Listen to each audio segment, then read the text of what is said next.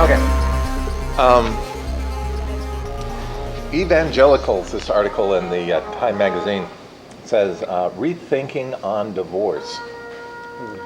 And, I remember the singles group over at the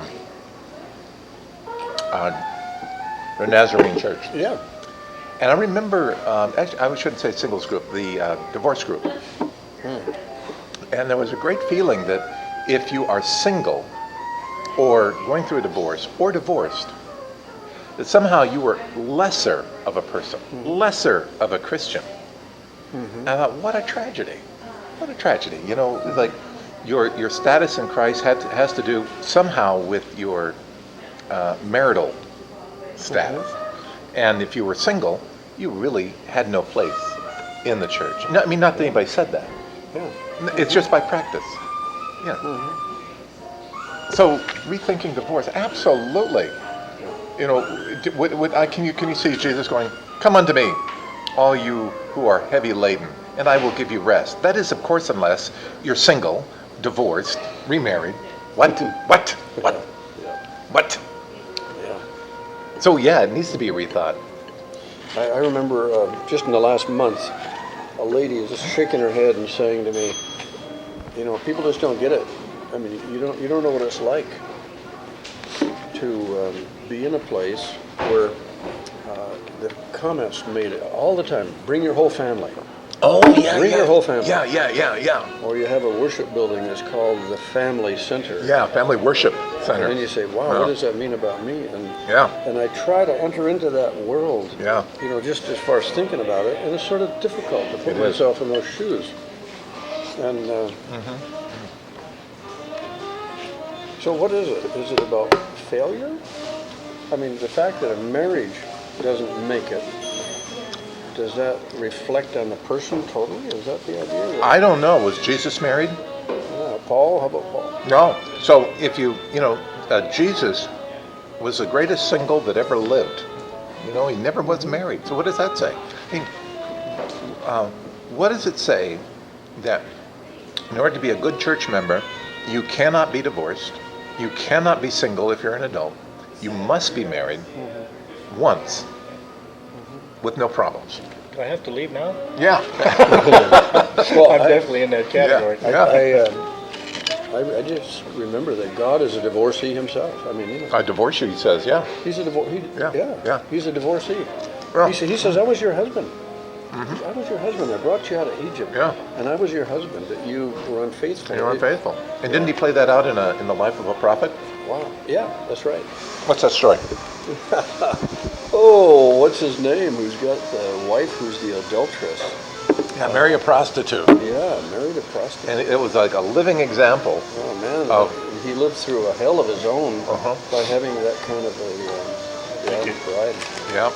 So, the idea about being a Jesus follower is that you can be anyone, and you don't have to meet to a certain criteria.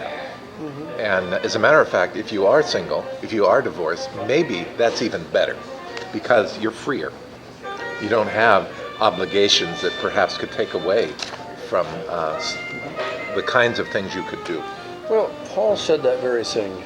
He said, wouldn't it be great? No, he didn't say it quite that way. Wouldn't it be great? No. But he said, not everyone has this gift. He called it a gift Yeah. to be celibate. Oh, thank you. This is Chanel. Chanel? Hi. Chanel. Will you come here a second? This is Chanel. And Well, don't hire any more Chanels. You definitely do not want to end up being Chanel number 5. oh boy, you've heard all the jokes. Yeah. So lots of people are getting to meet Chanel, who's from Louis Bar and Grill. Paul said, I can do stuff single I couldn't do married. Right. Yep. I mean, I can go to prison Yeah. and not feel like I'm leaving my family high and dry. You can Yep. cut my head off. You can Yep. do it, you know. Yep.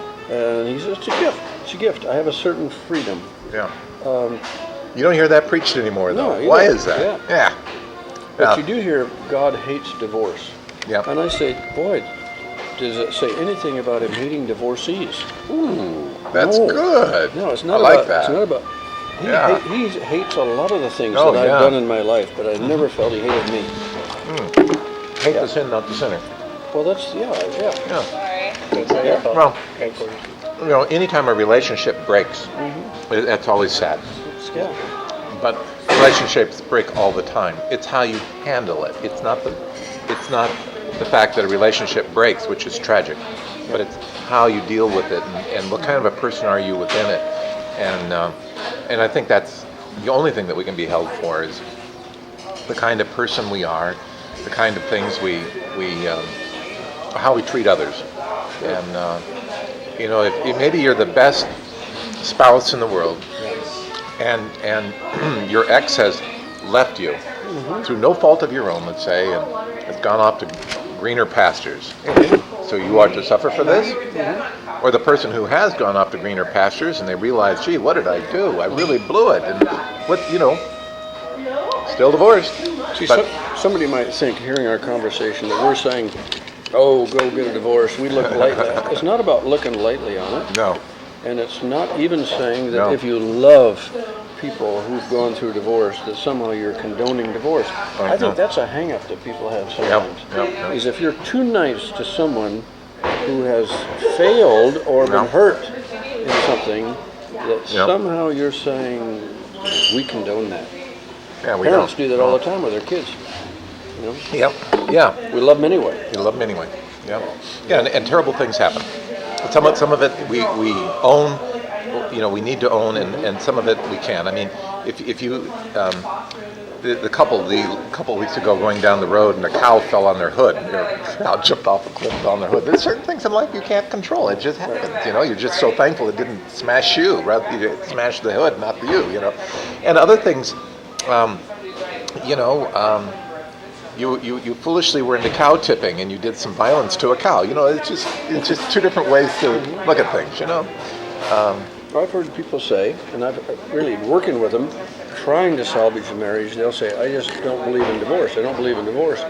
But you're only one part of that marriage. Right.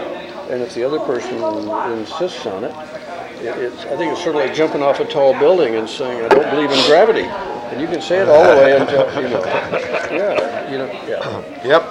So we're going to love them. Um, Oop.